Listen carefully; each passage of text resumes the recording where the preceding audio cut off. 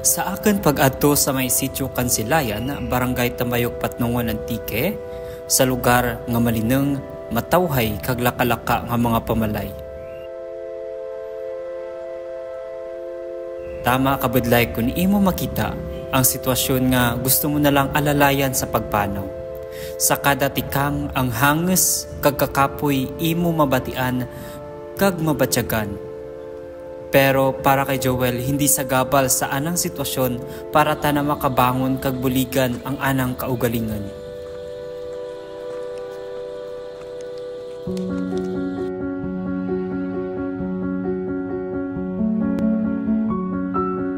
Sa pihak kang anang sitwasyon bilang sangka persons with disability o kon PWD, anang ginaagwanta kag ginasuong ang kalisod.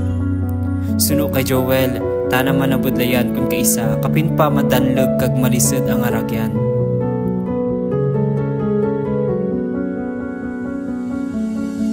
Ako si Joel Murillo, nagauli sa Kansilayan, Patnungon.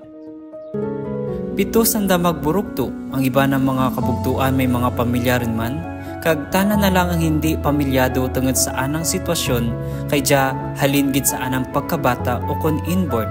Ngasta sa tilad, ana ginadaradara. May bana ibaran, milyaran. Ako lang ba bugto sa 8 milyar, wala 8 milyar pa. Kauna, tana ka ja hindi igid kapanaw. Tana lang nagaigod samtang nagapaadto sa eskwelahan.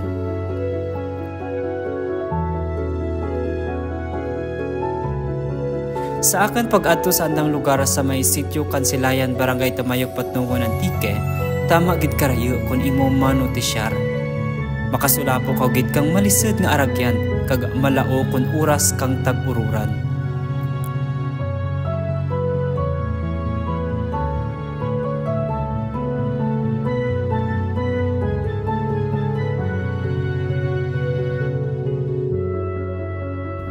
Sa anang paghimudes, tana ka dyan nagahimurat nga mabuhi ang anang kaugalingan. Paagi sa pag-obra, kag pagbulig buhat ka mga furnitures, pares kang bangko, katre, sofa, kag duro pa.